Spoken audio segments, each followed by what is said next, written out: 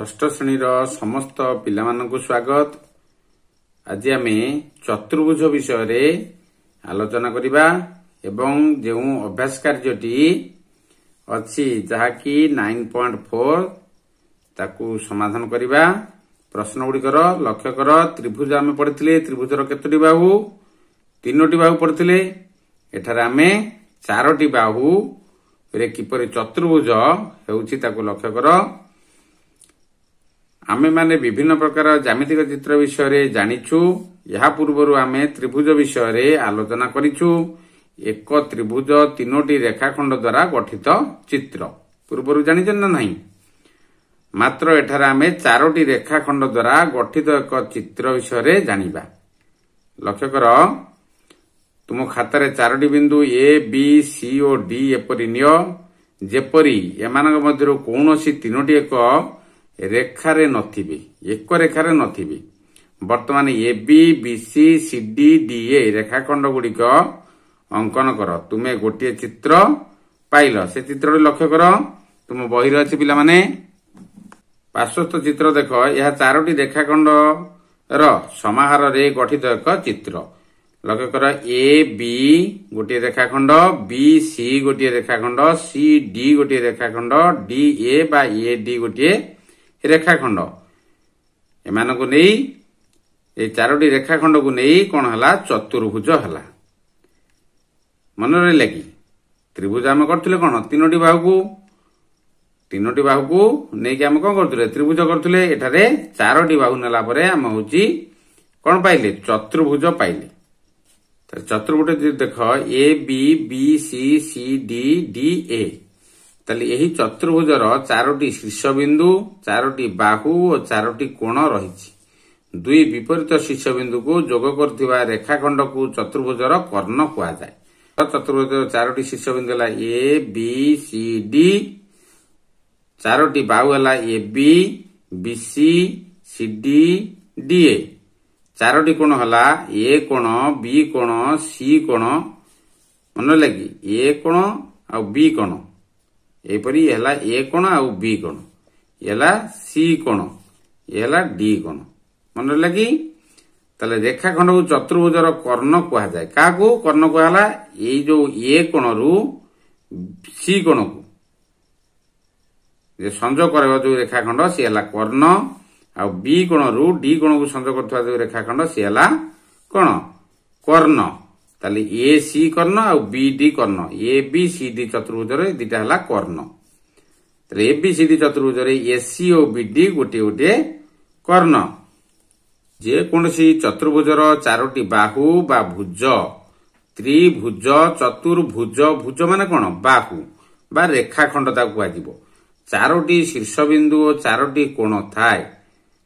पार्श्वस्थ चित्र थिबा चतुर्भुजर नाम कोन? नाम कोन कुआजिबो? ए बी सी डी। ता लक्ष्य कर, एक चतुर्भुजर जेउ बाहु दुईटर गोटे साधारण प्रांत बिंदु थाए से बाहु दुह को संलग्न बाहु कुहा जाए।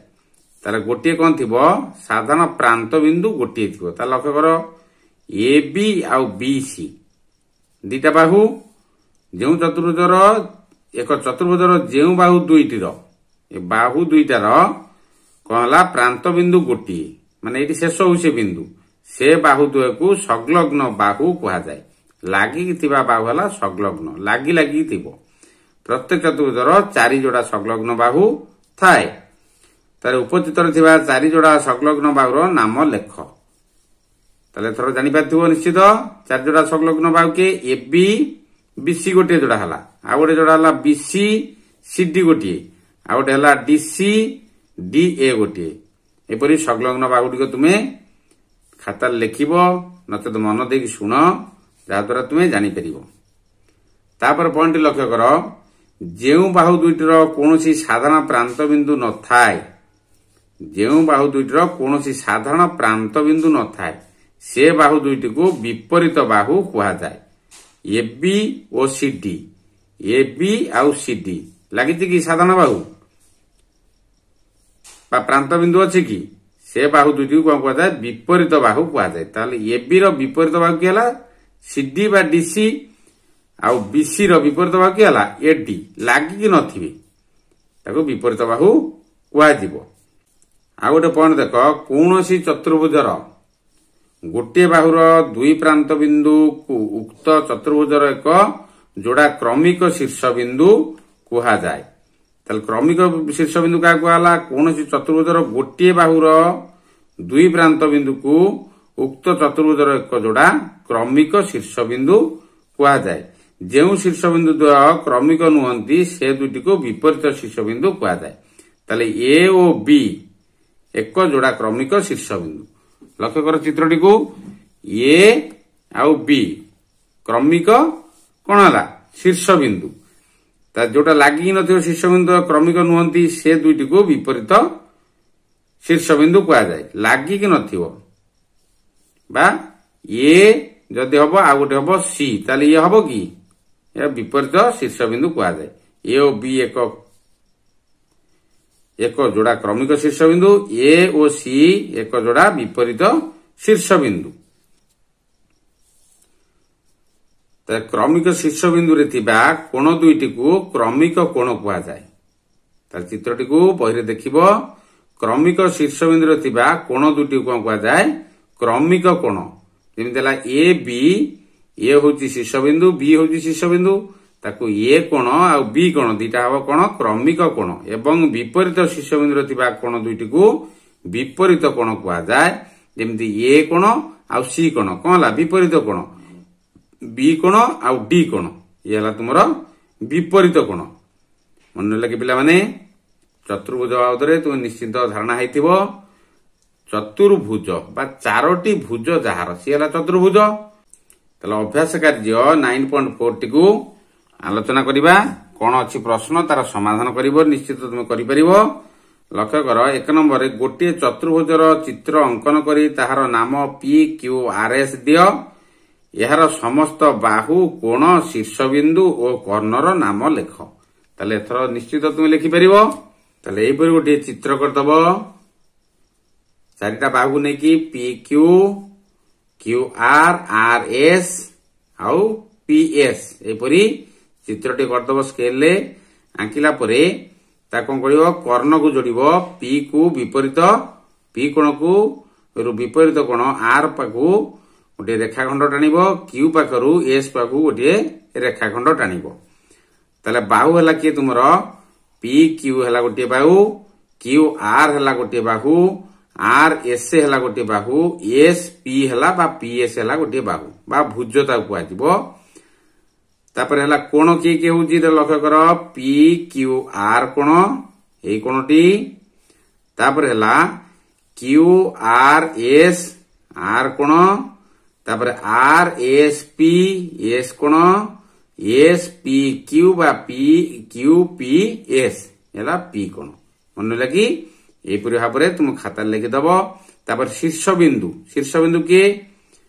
ଶୀର୍ଷବିନ୍ଦୁ ହେଲା ପି ଆଉ ହେଲା କ୍ୟୁ ଆଉ ହେଲା କିଏ? ଆର ଏସ୍ ଶୀର୍ଷବିନ୍ଦୁ। ତାପରେ କର୍ଣ୍ଣ କିଏ ହଉଛି? ଲକ୍ଷ୍ୟ କର, ପି ଆଉ ଆର ଇଏ ହେଲା ଗୋଟିଏ କର୍ଣ୍ଣ, କ୍ୟୁ ଏସ୍ ହେଲା ଗୋଟିଏ କର୍ଣ୍ଣ।